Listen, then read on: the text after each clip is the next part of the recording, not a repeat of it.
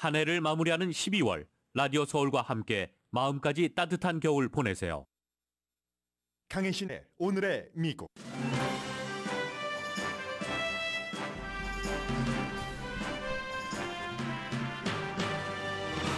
(2022년) 세상을 시험들게 한 해였습니다. 이코노미스트가 정리한 2022년 한 해의 의미입니다. 폭탄 사이클론에 대해 바이든 대통령이 경고했습니다. 서부 일부 지역을 제외한 거의 모든 미국 주에서 지금까지 보지 못한 극한 겨울 날씨가 할러데이 활동을 누르고 있습니다. 6,000편 이상의 할러데이 항공 스케줄이 취소됐거나 지연되고 있습니다. 올해 미국인들은 평균 9명에게 선물을 합니다. 선물을 사는 액수는 지난해와 비슷하지만 인플레이션을 감안하면 스토리가 달라집니다. 연방 상원이 통과시킨 정부 지출 법안을 오늘 하원도 통과시킬 것으로 예상됩니다. 트럼프 전 대통령이 의사당 폭동 사건에 책임이 있다는 의회 조사단의 최종 보고서가 공개됐습니다. 미국 역사상 대통령을 가장 후지게 묘사한 보고서입니다. 미국 의회에서 연설한 젤렌스키 우크라이나 대통령은 폴란드를 다시 방문했습니다. 북한은 러시아의 용병 와그너 그룹에 무기를 공급했다는 미국의 발표를 강하게 부정합니다. 여러분 안녕하십니까? 오늘의 미국 강혜신입니다. 오늘의 미국이라고 인사드리기보단 이제 이 정도 되면은 메리 크리스마스, 해피 뉴 이어 이렇게 인사드려야지 되는 것 아닌지 모르겠습니다. 저도 오늘 때때옷 입었습니다. 꽃가옷 입었습니다. 아래와 자켓은 있던 건데 속에는 제가요 반짝반짝하잖아요. 꽃가옷 입고 여러분들께 해피 뉴 이어 그리고 메리 크리스마스 인사드리려고 준비를 했습니다. 여러분들께는 2022년이 어떤 해이셨는지 각자 다 이제 다르게 받아들여지시겠지만 사실은 저도 몇 년 전까지는 그 해가 그 해지 특별히 뭐 다른 것 없는 것 같은데 라고 생각을 했었습니다. 그런데 이제 그 살아갈 날이 살아온 날보다 많지 않은 것이 분명해지면서 이제는 좀 올해는 이랬네 저랬네 하는 생각이 드는 것이 지난해와 올해 요 몇 년 사이와 올해 2022년 다른 것 같습니다. 여러분들께서는 어떠신지 정말 궁금합니다. 어떤 결심 같은 것을 하셨는지 늘 안 하신 것처럼 2022년도도 별 결심 없이 2021년도와 같이 시작을 해서 큰 변화 없이 끝났는지 그건 모르겠습니다만은 어떤 해는 세상적으로 보면은요 뉴스적인 시각에서 보면은 무척 무질서하기도 하고 어떤 해는 뭐 정말 또렷하게 이런 것이다 하고 기억되는 해가 있습니다. 제가 오늘 맨 앞에는 여러분들께 2022년은 어떤 해였을까 이코노미스트라는 영국 본인들은 신문이라고 하고 모양 자체는 잡지입니다. 이 이코노미스트가 쭉 정리를 한 것을 앞에 전해드리겠습니다. 세상을 시험에 들게 한 한 해였다. 뭐 시험에 들게 한다 하는 것을 우리 뭐 주님 시험 이렇게 표현하진 않고요. 테스트, 샘플한 단어 테스트 들게 했다라고 얘기를 했습니다.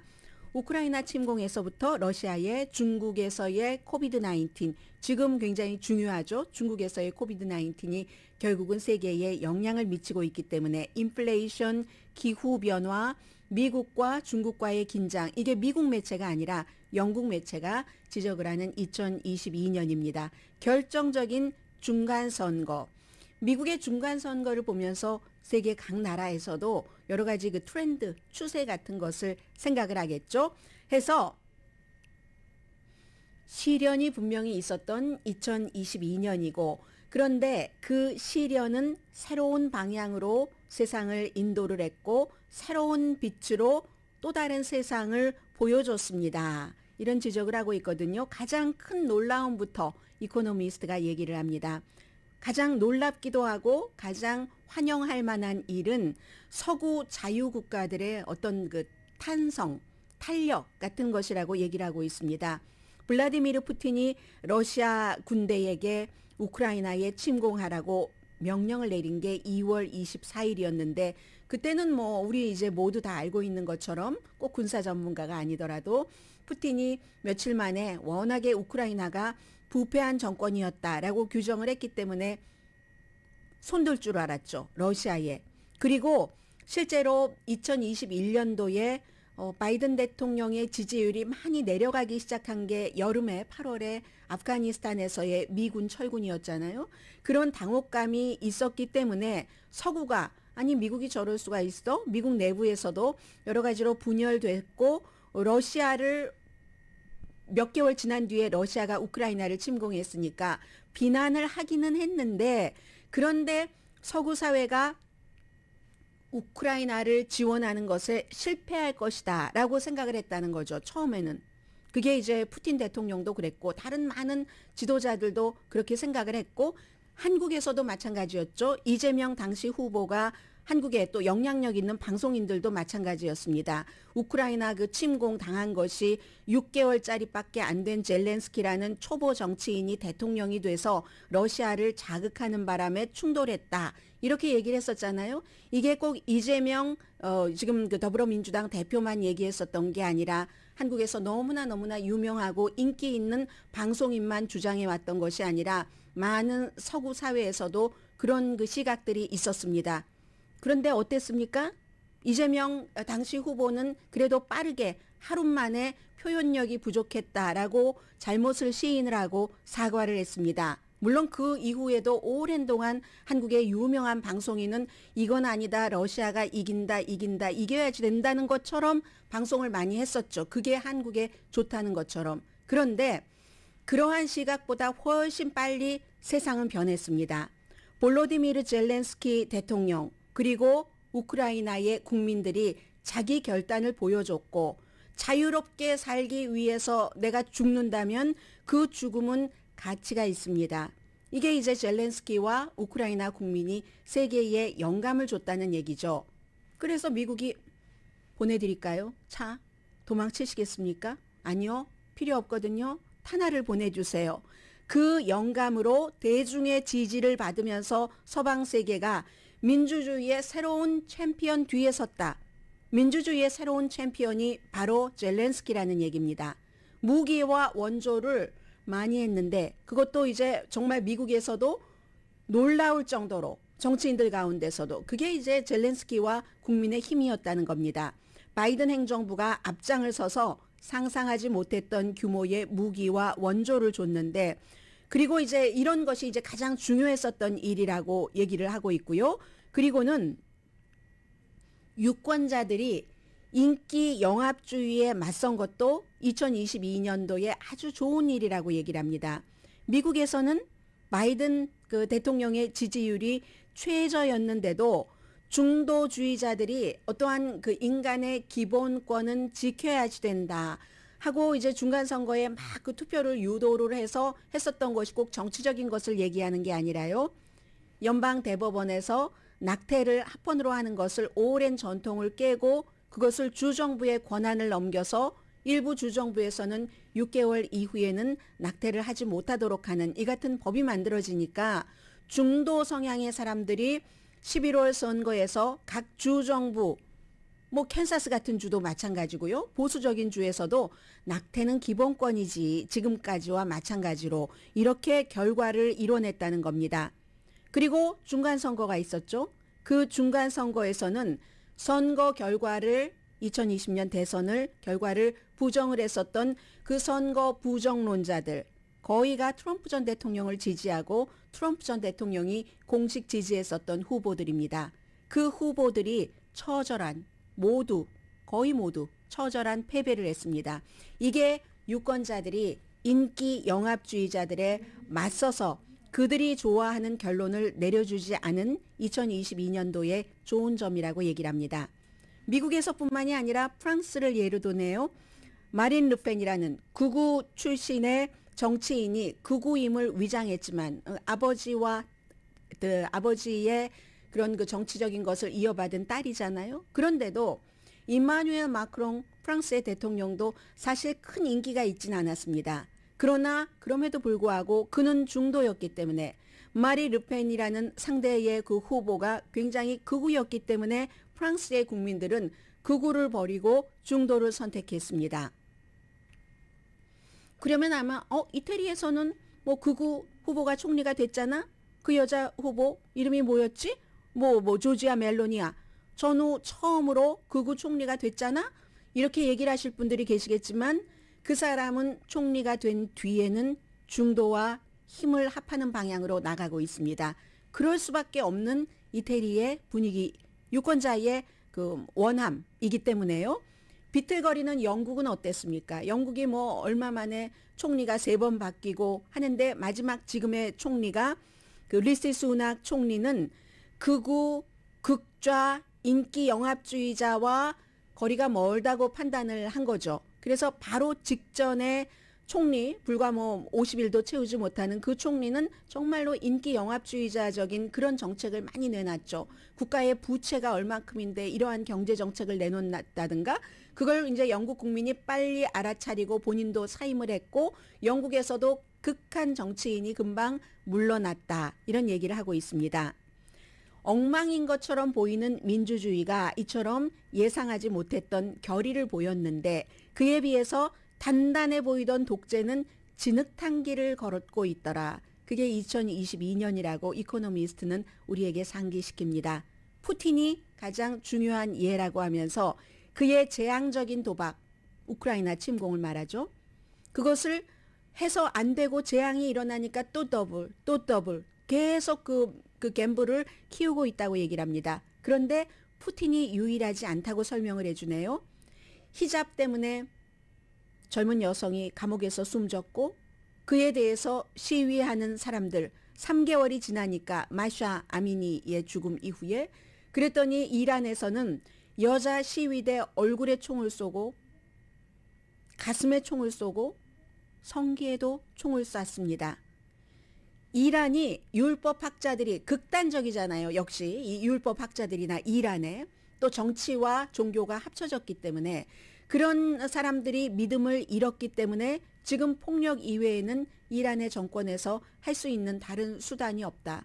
민주주의는 좀 부침이 있었어도 좋은 방향으로 나가는데 독재자가 권력을 잡고 있는 곳에서는 그게 정치 독재이던 종교와 정치가 합해진 모양의 독재이건 이렇게 극단적인 곳으로 계속 나가고 있다고 얘기를 합니다. 그런데 사람들은요. 트럼프 전 대통령 때도 말 시원시원하고 말이야. 그거 좋지 않아? 이렇게 좋아하셨던 분들이 많죠. 그런 분들께 이코노미스트가 경고를 하고 있네요. 강한 리더, 강해 보이는 리더, 마초 성향의 그런 리더를 선망하는 분들은 조심하셔야 됩니다. 시진핑 중국 국가주석을 보십시오. 거의 이제 공산당 당대회까지 거쳐서 본인이 영구 집권하는 길을 마련해서 마오쩌둥 이후에 가장 강력한 중국의 지도자 자리에 서기는 섰지만 그리고 나서 그의 스텝이 그가 파워가 막강하니까 맘대로 할 수 있으니까 부동산 시장을 시키려고 무리한 일을 하다가 오히려 경제에 심각한 해를 주고 있고 소비자의 태클을 억제하고 코비드를 차단하려는 그 시도는 경제에 해가 되고 정권에도 지금 위험이 되고 있죠. 바이러스가 자꾸 퍼지면서 정부는 결국은 중국 정부는 시간 낭비를 했다는 게 증명이 됩니다. 나이 드신 분들이 중국의 그 백신을 믿지 않기 때문에 잘 맞지 않고 효력도 별로 없다고 하고 그러면 다른 나라 중국이 아니라 다른 나라에 아주 효과 있는 백신을 들여가면 되는데 그건 또 안 하죠. 그런 것 안 하고 뭐 약도 치료약도 마찬가지고 병상도 없잖아요. 한국이나 대만 같은 그 아시아 국가들과 비교를 해볼 때 중증 환자가 누울 수 있는 침상이 중국이 어마어마하게 떨어집니다. 경제적인 대국인데도 불구하고 이렇게 독재의 어떠한 그 부조리 같은 것을 지적을 합니다. 중국의 모든 사회 컨트롤을 하고 있지만 시진핑 중국 국가주석이 그래서 사람들이 시위를 하면은 중국의 보안대가 시위를 진압하지만 그렇지만 그 가장 최근에 시위했을 때는 월드컵 당시에 카타르에서 사람들이 다 마스크 쓰지 않고 월드컵을 즐기는데 아니 우리는 아파트먼트에 한 사람만 확진자가 있어도 아파트먼트를 전부 폐쇄하고 장도 보러 가지 못하게 하고 그 가정에 환자가 없는데도 이렇게 할 수가 있어?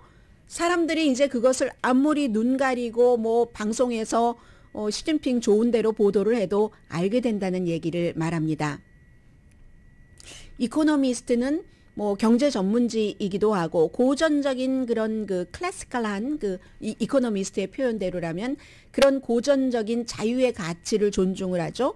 그렇게 이코노미스트처럼 많은 자유의 가치를 존중하는 사람들에게는 서구의 어떤 그 민주주의의 그 탄성 같은 것들이 아주 좋은 한 해였고 그 오랜 동안 그런 것들이 사실 후퇴했었는데 이번에 이렇게 전쟁이 일어나고 나니까 뭉치기도 하고 국가에서도 너무 극단적인 정치인들이 있으니까 중도 쪽으로 몰리고 한다는 얘기를 합니다. 그런데 굿뉴스는 여기까지입니다. 2022년도의 시험은 세계가 얼마나 분열됐는가 그 깊이를 보여주고 있고 그게 이제 하나고 두 번째는 정부가 많은 것을 개입하려고 하는 그런 설정을 하게 했다고 얘기를 합니다. 그 분열, 세계적인 그 국가의 분열의 그 측정은 예전에 뭐 몇십 년 전에 2001년도에 미국이 9.11 사태가 일어났었을 때 전부 미국을 향해서 뭉쳤었잖아요. 그런데 이번에는 물론 젤렌스키와 용감한 우크라이나 사람들에게 영감을 받아서 많은 지원을 하고 있지만 아직도 푸틴을 지지하는 국가들이 있다는 겁니다. 유엔에서 여러 번 러시아를 비난하기 위해서 벌 주기 위해서 투표를 했는데 가장 최근의 투표에서도 35개국이 기권을 했습니다. 그 기권을 한 이유가 세계의 원칙, 아프리카, 아프리카 그런 나라에서는 어떤 나라에서 막 가뭄이 있고 힘들고 홍수가 나고 기후 관련 이런 일이 있을 때는 지역적인 일로 보고 별로 크게 적극적으로 도와주지 않다가 서구가 자신들의 원칙에 맞게 러시아가 우크라이나를 침공하면 안 돼. 유엔에서 그러니까 러시아를 비난하는 투표를 해줘. 이런 때만 그들의 표를 원한다는 거죠. 아프리카에. 그런데 불행하게도 아프리카는 러시아와 여러 가지로 석유 문제로 무기 문제로 많은 연관을 맺고 있습니다. 물론 아프리카보다 조금 더 세계적으로 인지도도 있고 힘도 있고 또 그 경제력도 큰 인도 같은 나라는 또 중국 같은 나라도 러시아를 막 지원하는 처음에 그 모습에서 조금 뒤로 빠졌지만 아직도 러시아의 오일과 경제적인 지원 같은 것이 무기 같은 것이 필요한 아프리카 같은 나라는 서구가 평소에는 돌봐주지 않다가 본인들이 필요할 때 표 주세요 하는 것 원치 않는다는 겁니다. 그 분열의 깊이를 보여주고 있습니다. 대부분 세계의 그 자유의 가치는 지금 궁지에 몰렸다고 지적을 합니다. 브라질에서 자이르 볼소나로 정말 엉뚱하고 위험한 그 대통령이 재선에 실패를 했어도 라틴 아메리카의 민주주의는 아직도 멀었고 터키의 인플레이션이요. 리셉 타입 에르도안 대통령 그렇게 인플레이션이 크고 사람들이 막 그 정권에 대해서 불만을 갖고 있으니까 2023년도에 선거를 치러야지 되니까 이 독재자가 하고 있는 일이 다른 라이벌들을 어떻게 하든지 기소하고 손을 묶어두는 겁니다. 이스라엘에서는 벤자민 네타냐후 이스라엘 총리가 감옥에 가는 거 피하려고 아직 재판이 끝나지 않았으니까요. 부정부패, 본인과 와이프가 연관된 그랬기 때문에 사람들을 감옥에 가지 않게 하기 위해서 아랍을 막 비난하면서 평화가 아니라 이간하고 그리고 동성애자들을 혐오하고 이렇게 지금 이끌고 가고 있다는 것. 인도네시아는 뭐 사법 코드가 이런 게 있잖아요. 혼인 외에 그런 그 성생활에 대해서는 엄청나게 벌을 준다면서요. 그게 국내인들뿐만이 아니라 외국인들까지 그걸 종교적으로 엮어서 표현의 자유, 언론의 자유 같은 것도 금지시켜서 얼마나 가혹해지는가. 인도 경제는 지금 뭐 테크놀로지나 이런 것 때문에 아주 좋지만 인도의 정치도 무척 어글리하고 잔혹하고 여기도 역시 총리가 속해 있는 그 종교와 그렇지 않은 곳에 어떤 차별 같은 것이 있다고 얘기를 합니다. 그래서 이제 이런 면이 있고요. 그리고 또 하나는 정부, 원래 정부의 역할을 제한해야 된다 하는 것이 자유세계의 목표였는데 그에 대한 아이디어가 굉장히 흔들린 2022년도라고 얘기를 합니다.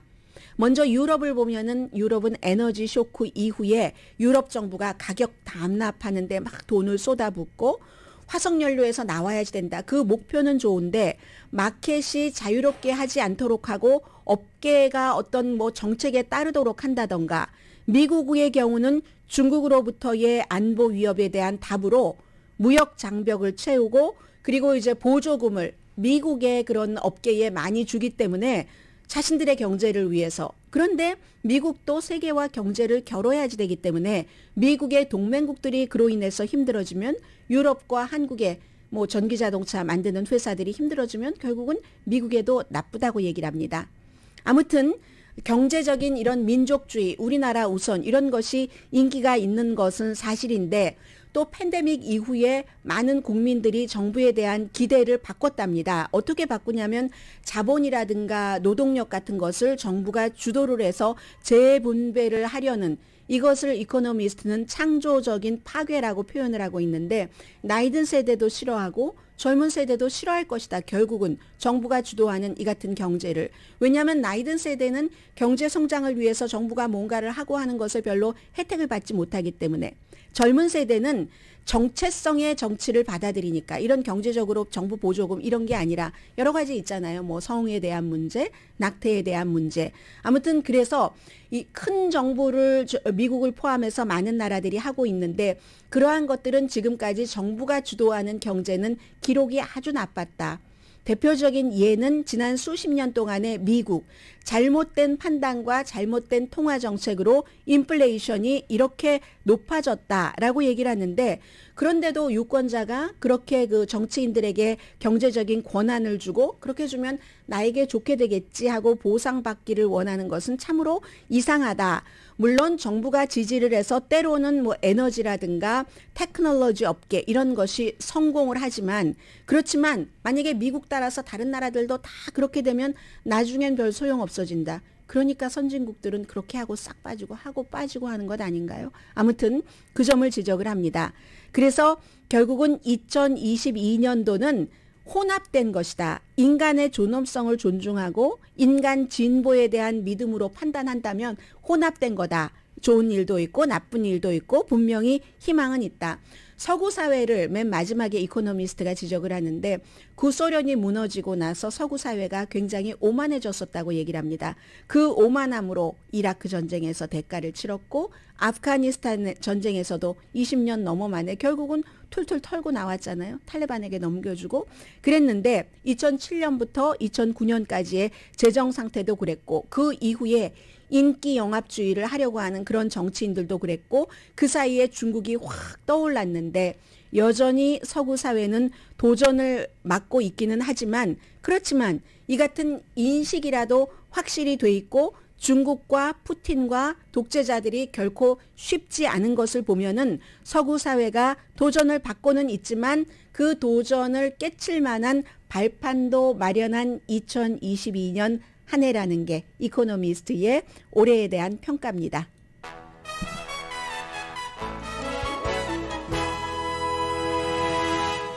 오늘의 미국은 유한양행 뉴오리진 건강식품과 유정란 배반엽 줄기세포 화장품 전문회사 셀리온, 이민법 가정법 전문 제인정 종합법률사무소, 쌈밥 전문 레스토랑 쌈, 재래식으로 직접 만든 검정콩 생순두부 수라원 순두부, 한국 홈쇼핑 공동펀입니다.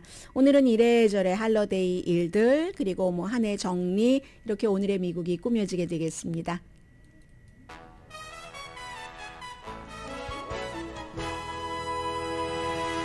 라디오 서울 방송 오늘의 미국 듣고 계십니다. 로스앤젤레스가 조금 따뜻해지기는 했지만 그렇지만 다른 지역은 지금 엄청 아주 극한 그 한파, 폭설 그리고 완전히 막 바람 같은 것으로 이 크리스마스 오늘이 이제 여행하시는 분들 가장 많이 출발하시는 날이잖아요. 힘들게 그분들을 하고 있습니다. 폭탄 사이클론, 밤 사이클론 이렇게 얘기를 하고 있는데 바이든 대통령도 경고를 했습니다. 이거 아주 심각한 겁니다. 우리가 어릴 때 막 눈이 많이 내려서 폭설 정도로 그렇게 내려서 좋아하고 그런 게 아닙니다. 강한 폭풍 속에서 뭐 대기압이 뭐 빠르게 떨어지면서 뭐 바람도 막 불고 환경이 갑자기 확 바뀐다는 거잖아요. 눈보라 같은 것도 그런 그 기상 조건 여러분들 조심하셔야지 됩니다. 지금 텔레비전 보시면은 오늘 아침에는 자동차들이 한국의 그 한겨울에 막 뺑뺑뺑뺑 돌듯이 그렇게 하는 것을 지금 많이 보고 있거든요.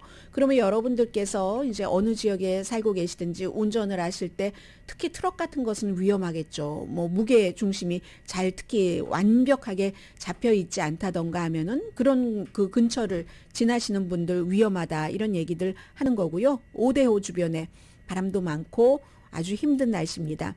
아니 근데 왜 어떤 매체는 2억 명에 해당된다고 하고 어떤 매체는 3억 명에 해당된다고 하나요? 아무튼 48개 주에서 극단적인 날씨. 48개 주이긴 하지만 그 땅으로 보면은 이 극단적인 날씨는 한 60% 정도에 해당이 된답니다. 치명적인 영향을 받을 수 있으니까 전부 폭설, 강풍, 뭐 비 오는 곳도 있겠죠. 조심하시라고 하고요. 시애틀도 무척 춥죠. 덴버도 마찬가지로 뭐 영하의 기온이고 하던데요. 조지아주라든가 텍사스, 캔사스, 텍사스는 아니고 캔사스, 켄터키, 노스캐롤라이나 전부 그 비상사태 선포됐거든요. 이 정도 되면은 뭐 당연히 와이오밍도 비상사태에 선포됐는데 버지니아까지 갑니다. 이게 동쪽으로 버지니아, 웨스트 버지니아까지 그곳까지 가서 비상사태가 선포가 됐고 아예 그 콜로라도주 같은 데는요. 미주리주도 인디아나주도 주지사가 주 방위군을 대기시키고 방위군을 어디에 배치했을 그럴 정도입니다. 그러면 이건 우리 주에서 안 일어나는 일이네. 하나가 공통적인 게 있죠. 공항 같은 것 연결이 되잖아요. 전부 서로 묶여 있으니까. 그래서 거의 모든 공항이 지금 영향을 받고 있습니다. 현재 뭐 한 시카고는 바람이 40마일, 시속 50마일, 허리케인이 아닌데 거의 허리케인급이 될 수도 있잖아요. 그래서 그런 그 돌풍 주의보가 내려졌기 때문에 오헤어 공항뿐만이 아니라 미드웨이 공항도 지금 스케줄 엄청 취소되고 있고요. 해서 지금까지 한 6,000편 정도 취소됐거나 아예 비행기 스케줄이 연착됐거나 하기 때문에 여러분들 뭐 LA 국제공항을 통해서 어디 다른 곳으로 가시려는 분들 그리고 다른 곳에서 또 다른 곳으로 가시려는 분들 비행기 스케줄은 뭐 오늘 같은 경우 하루에도 몇 번 확인을 해보시는 게 좋을 것 같고요. 뿐만이 아니라 이제 아무튼 준비를 해야죠. 이런 때는 캘리포니아주는 좀 다행입니다만은 뭐 따뜻한 옷 입고 뭐 한국도 지금 굉장히 춥다고 하는데 옷도 따뜻하게 입으시고 과연 내가 뭐 어디서 발이 묶여 있는 그런 경우도 있지 않겠어요? 말하자면 벙갈로가 아니라 좀 다정한 단어로 하자면 산장 겨울철 산장에서 가족들과 함께 지내려고 했는데 그게 딱 눈이 너무 많이 와서 어디 나갈 수가 없다. 이렇게 되는 경우 음식도 좀 넉넉하게 뭐 마실 물도 넉넉하게 준비를 하시는 게 좋을 것 같고요. 여러분들께서 혹시 가족 여행을 떠나신다면 그쪽을 전부 확인을 하시는 게 좋겠습니다. 크리스마스가 일요일이기 때문에 당연히 우편물 배달 안 됩니다. 그리고 일요일뿐만이 아니라 월요일도 당연히 안 됩니다. 왜냐하면 일요일이 크리스마스였기 때문에 월요일이 공휴일이니까. 저는 월요일에도 정규 방송합니다. 오늘의 미국은 정규 방송하는데요. 그런데 아무튼 월요일에도 여러분들 우편 배달 안 되는 것 기억하셔야지 되고요. 그런데 아마 뭐 프라이어리티 메일 같은 경우는 프라이어리티 익스프레스 메일은 제한된 지역에서 이것도 모든 지역에서 다 배달되는 것은 아니고 배달 안 됩니다. 대신에 뭐 크리스마스 이브에는 이번에 토요일이니까 배달되고요. 그런데 시간은 지역에 따라서 조금 제한이 있을 수 있다는 것 참고하시기 바랍니다. 그리고 또 하나는 우편함 있죠. 그 우편함도 다른 때보다 조금 일찍 수거될 수도 있다고 하거든요. 그러니까 지금부터는 이제 할러데이 스케줄 이렇게 생각하시면 되겠습니다.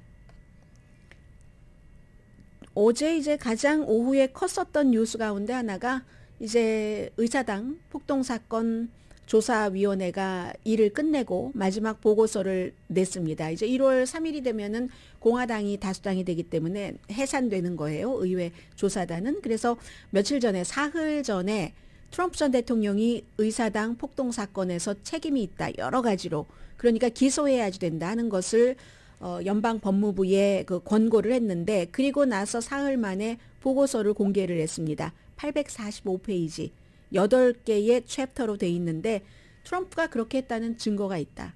이걸 18개월 동안 조사를 했는데 뭐 인터뷰한 사람이 1000명이 넘고 내용 자체는 모든 매체가 다 그렇게 보도를 합니다.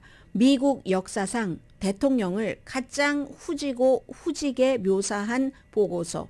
저는 후지다고 했지만요. 끔찍하게 묘사한 이렇게 표현한 매체가 참 많습니다. 크게는 뭐 17가지 내용인데 선거 그 당일부터 1월 6일 의사당 폭동 사건이 있었던 그때까지 트럼프 전 대통령이 본인이 대통령 자리를 지키기 위해서 어떻게 사람들에게 음모론을 퍼뜨리고 가짜를 퍼뜨리고 그리고 모아서 그런 일이 일어나게 했는가. 이게 이제 뭐 17가지 가운데서 전부 다 거기에 해당이 되는 거고요. 트럼프 전 대통령의 반응을 보겠습니다. 의회 그 폭동 사건 조사단이 깡패네, 악당이네, 그리고는 이제 트럼프 전 대통령의 특징이 항상 뭐를 심플하게 반복해서 얘기를 하죠. 귀에 잘 들어오게. 나를 때려보시라. 그럴수록 나의 지지자들이 나를 지켜줄 것이며 나의 힘은 더 강해지리라니. 뭐 이렇게 얘기를 하고 있습니다. 그리고는 이제 그런데 이제 백악관 뭐 보좌진들도 이 그 증인 진술을 많이 했잖아요. 그 가운데 이제 케이시 허친슨이라는 보좌관은 트럼프 전 대통령의 변호사가 본인이 의회에서 진술하는 것에 영향을 미치려고 했다. 어떻게 해요? 트럼프 전 대통령에게 좋게 그렇게 했다. 뭐 이런 보고서도 나왔고요. 그리고 이제 10번의 공개 청문회가 있었기 때문에 어떨 때는 많은 분들이 저런 거 누가 봐 하지만 보는 사람이 있다니까요. 그런 것을 보면서 그 사람들이 역사의 증인이 되는, 그래서 10번의 청문회와 18개월의 조사 결과 아무튼 트럼프 전 대통령이 책임이 있다. 의사당 폭동 사건에. 뭐 이게 이제 올해로 끝이에요. maybe 오늘 뭐 다음 주에는 또 다른 뉴스들이 있으니까 그 뒤에는 공화당이 컨트롤 되면은 그 다음엔 분위기가 또 확 달라집니다. 잠시 뒤에요. 여러분들은 어떠세요? 크리스마스 이럴 때마다 사실은 방송하는 사람으로서는 항상 두 가지를 생각하거든요. 하나는 뭐 미국의 큰 경제는 잘 돌아가고 있으니까 그렇다고 하고 타운의 경제를 생각하는데 그런데 이거 너무 물질주의를 부각하는 것 아니야? 뭐 이런 딜레마가 있거든요. 잠시 뒤에 보도해 드립니다.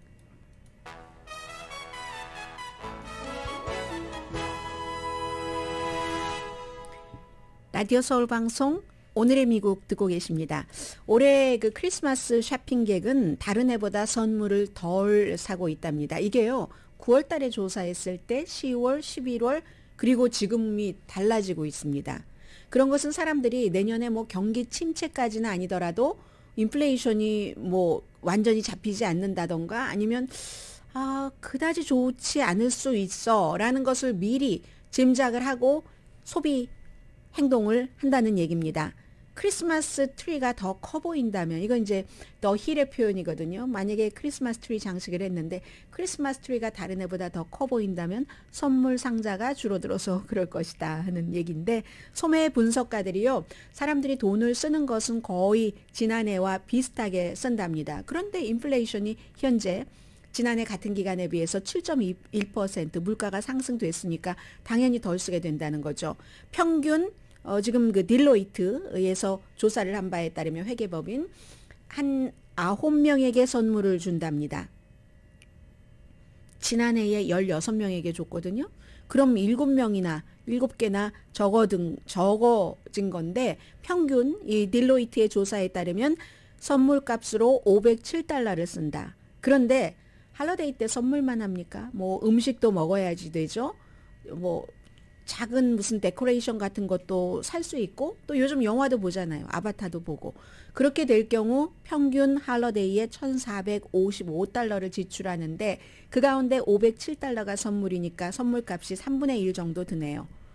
11월 달에 갤럽이 조사했을 땐 조금 달랐습니다. 선물값 더 많았어요. 평균 $867를 쓰는데 이건 지난해에 $866하고 뭐 거의 비슷한 거잖아요. 결국은 크리스마스가 가까워지면서 사람들이 예산을 당초에 생각했었던 것보다 조금 줄이기 시작했다 하는 거고요. 겨울이 되면서 난방비 비싸지죠. 가스비 비싸지죠. 가솔린 아니고요. 그러니까는 이게 그럴 수 있다는 얘기죠. 그래서 아마 올해는 다른 해보다도 더 받은 선물 다른 사람에게 돌려서 선물 주기를 더 할 수도 있다. 이런 얘기들을 하고 있습니다. 2년 동안의 그 연말에 지출들을 많이 하셨죠. 왜냐하면 그때는 주정부에서 연방정부에서 많은 그 경기부양책으로 체크를 집으로 보내줬기 때문에. 그런데 지금은 이제 그런 보조금은 하나도 없고 인플레이션은 여전히 걱정해야지 된다니까 저절로 이렇게 줄어드는 거죠. 저절로 돈 쓰는데 슈링크 하고 있는 그런 부분입니다. 누가 뭐라고 해도요, 선물 때문에 빚지게 될 것이다. 1월 달에 빌 받아보면 하는데, 저도 얼마 전에 이제 그 크레딧 카드를 안 써야지 되겠어 라고 생각을 했어요. 그리고 나서 이제 은행 잔고 이런 것들 보면서 크레딧 카드 써야지 되겠네 이렇게 생각했는데, 저처럼 이 연말 연시에 크레딧 카드를 쓰신다는 분이 많고요. 저는 올해는 저의 하이라이트는 식구들끼리 맛있는 거 먹는 거예요. 먹는 것으로 하려고 하고요. 오늘 그 크리스천 사이언스 모니터 보니까 제목 자체가, 제가 끝까지 읽어보진 않았습니다. 어떤 한 사람의 스토리인데 몇 년 전부터 선물 안 하는 이런 것, 기프트 없는, 상업활동 없는 크리스마스를 얘기를 하고 있는데, 쇼핑 없는, 그게 가능하다면 너무 좋은 거고요. 그리고 또 쇼핑을 하실 분이라면은 가장 좋은 물건을 가장 좋은 가격에 사서 적합한 분께 딱 선물 드리도록 그렇게 하면 좋죠. 네. 그리고 연방 그 상원이 어제 이제 그 지출한 1조 7천억 달러 통과시켜서 오늘 밤에 12시에 끝나거든요. 그러니까 당연히 그 전에 하원이 또 통과를 시키고 대통령이 서명을 하면 좋지만, 하원이 통과시킨다 하더라도 이게 절차상으로 딱 12시까지 못할 수도 있잖아요. 그렇게 되는 경우 연방정부 문 닫아야지 되고 하니까 12월 30일까지는 할 수 있도록 넉넉하게 그 안을 딱 그 마련을 해놓고 연방상원은 1억 7천만 달러 지출안을 통과를 시켰습니다. 그런데 이제 지출안 통과할 때는 미국에서 뭐가 문제가 되냐면요, 다른 것들이 거기에 많이 들어갑니다. 꼭 딱 얼마 매년 똑같은 이런 것들이 아니라, 올해 같은 경우는 이제 공화당은 국방비 지출 강화를 더 많이 늘리는 것을 요구를 했었고, 그리고 이제 뭐 퇴역 군인에 대한 여러 가지 그 돈 들어가는 것은 뭐 민주당이나 공화당이나 다 좋아했었고, 우크라이나 원조 결국은 들어갔네요. 뭐 400억 달러 넘는 것. 틱톡을 정부의 기구로, 정부의 휴대폰 같은 것으로 다운로드하는 것을 금지하는 것, 이게 지출안과 무슨 상관이 있습니까? 상관없을 것 같죠? 그런데 항상 어떠한 안이 통과될 때 공화당과 민주당이 합의를 해야지 되기 때문에 이쪽에서 좋아하는 것, 이쪽에서 좋아하는 것을 조금 섞어서 합의를 해서 그런 게 들어간 겁니다. 그리고 역시 선거개혁법도 마찬가지고, 임신한 근로자에게 공정하게 처우하는 것, 이런 것들도 다 그 안에 들어가 있고요. 그 밖에는 뭐 학교라든가 박물관, 그 밖에 프로젝트에 이제 150억 달러 같은 거 지원한다 하는 것까지 다 포함이 돼서 아마 이 정도 됐으면은 통과가 되겠죠. 연방 정부의 문을 닫는 일 없이 지출안은 통과가 됐고요. 잠시 뒤에는 자꾸만 북한과 우크라이나, 북한과 러시아가 엮여가고 있거든요. 전해드립니다.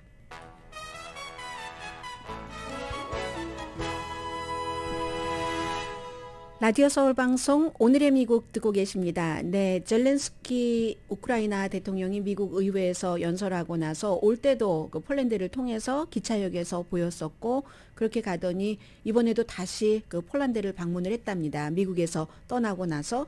그게 이제 미국에서 바이든 대통령에게 계속 그 동맹국들을 압박해 주십시오. 폴란드는 정말 협조 잘하고 있지만요, 그런 얘기를 하고 다시 이제 그 폴란드를 방문을 한 것 같고, 그리고는 저는 이 미국으로 올 때요, 이분이 이제 그 나토 수송기 같은 것을 타고 왔는데 우크라이나 것이 아니라 참 그런 것들이